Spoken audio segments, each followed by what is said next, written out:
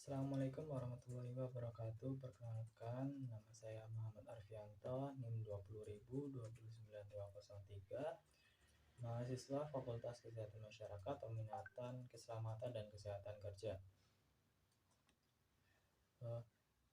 Di sini saya akan menjelaskan terkait CTS atau Carpal Tunnel Syndrome. Apa itu Carpal Tunnel Syndrome atau yang dikenal dengan CTS? Adalah suatu penyakit yang timbul dari kompresi atau terjadi karena saraf medianus terjebak saat melewati terowongan karpal dari pergelangan tangan menuju ke tangan. Peningkatan tekanan pada saraf medianus yang berada di terowongan karpal dapat mengakibatkan sensorik progresif dan gangguan motorik di bagian tangan yang dibersarafi oleh saraf ini, sehingga dapat menyebabkan rasa sakit dan hilang fungsi. CTS merupakan salah satu sindrom kompresi penyakit saraf yang paling sering ditemui. Carpal Tunnel Syndrome ini dapat terjadi pada pekerja laki-laki maupun pekerja perempuan. Jenis kelamin menjadi salah satu faktor yang mempengaruhi angka kejadian CTS. Biasanya gejala CTS muncul pada usia rentan yaitu 45 sampai dengan 54 tahun. Diagnosis Carpal Tunnel Syndrome dilakukan oleh fisioterapis menggunakan pemeriksaan fisik dengan tes Valen dan Tinel. Gejala yang dialami penderita diantaranya yaitu nyeri, kesemutan, mati rasa atau terasa seperti tertusuk ketika pulih dari kesemutan dalam sebaran saraf median tangan. CTS dapat terjadi akibat dari paparan getaran atau akibat dari gerakan berulang atau kombinasi dari keduanya.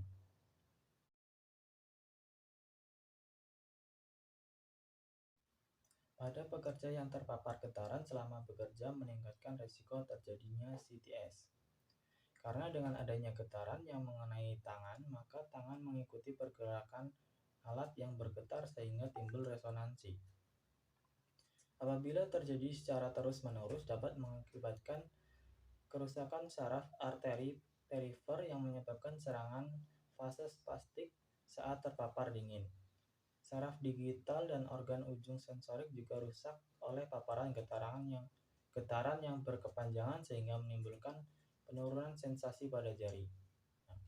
CTS akibat getaran dapat terjadi pada pekerja seperti pekerja pandai besi, industri pengelasan, terutama pada pemotongan besi dengan gereda dan pekerja lainnya. Jika paparan getaran tidak dapat dihindari pada pekerja pandai besi dan penggunaan alat gerinda, itu mungkin dapat dikurangi melalui pengendalian hierarki bahaya K3 seperti kontrol teknik, perubahan praktik kerja, dan alat pelindung diri. Modifikasi penggunaan alat getaran rendah dan sarung tangan anti getaran yang sudah terstandarisasi dapat mengurangi paparan getaran yang dapat menyebabkan CTS.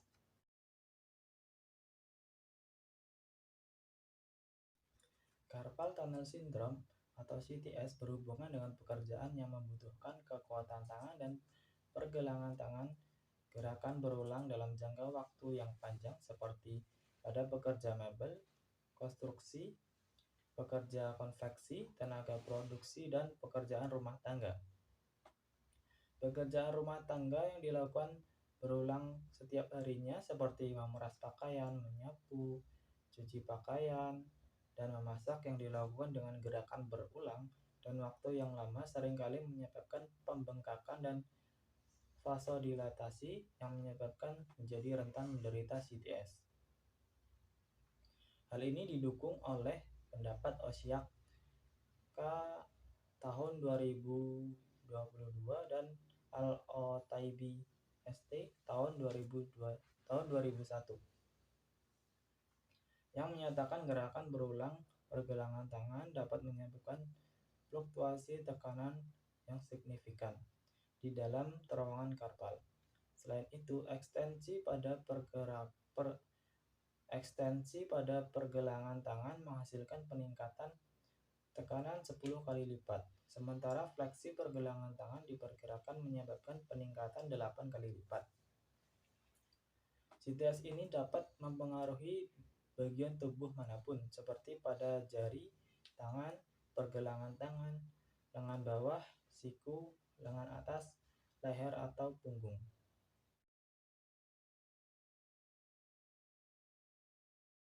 CTS dapat terjadi akibat dari paparan kombinasi antara getaran dan gerakan berulang pada pekerjaan yang dilakukan baik menggunakan mesin maupun secara manual, memiliki resiko terkena masalah kesehatan, salah satunya CTS. Faktor pekerjaan seperti getaran, gerakan berulang, postur tangan yang aneh, dan masa kerja, serta faktor non-pekerjaan seperti umur, jenis kelamin, status gizi, merokok, riwayat penyakit, mempengaruhi kejadian CTS pada pekerja. CTS secara signifikan berkolerasi dengan paparan getaran dari alat genggam dan gerakan pergelangan tangan yang berulang, tetapi menunjukkan korelasi yang lebih lemah dengan pekerjaan menghasilkan beban berat pada pergelangan tangan pada profesi kerah biru atau pekerja buruh yang melakukan pekerjaan kasar.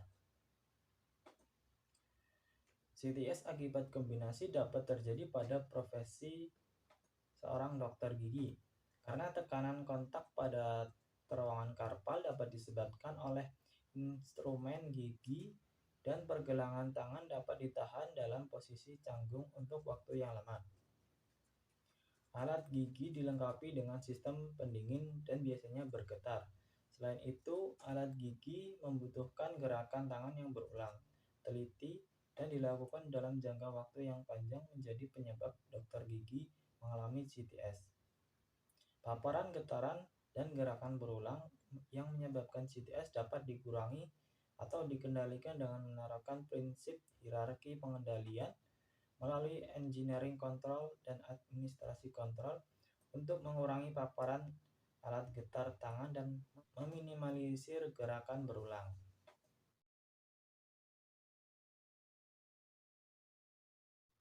Prevalensi carpal tunnel syndrome secara global diperkirakan terjadi pada 1-4% dari total populasi di seluruh dunia.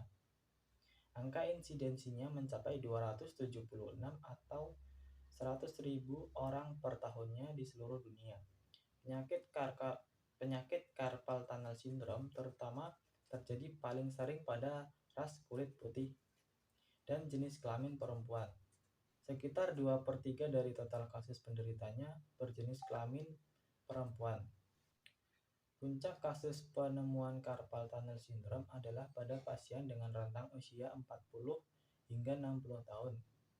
Di Amerika Serikat, angka insidensi carpal tunnel syndrome adalah 1-3 kasus per 1.000 orang per tahun, dengan angka prevalensi mencapai 50 kasus per 1.000 orang. Persentase insidensinya adalah 5%, sedangkan di negara lain seperti Inggris, angka insidensi penderitanya mencapai 7-16%. Perempuan yang sedang hamil juga dapat mengalami carpal tunnel syndrome. Angka insidensinya mencapai 20-45% dari pasien yang sedang hamil. Gejala umumnya berkembang saat trimester ketiga dan akan membaik setelah pasien melahirkan. Selanjutnya, prevalensi CTS di Indonesia.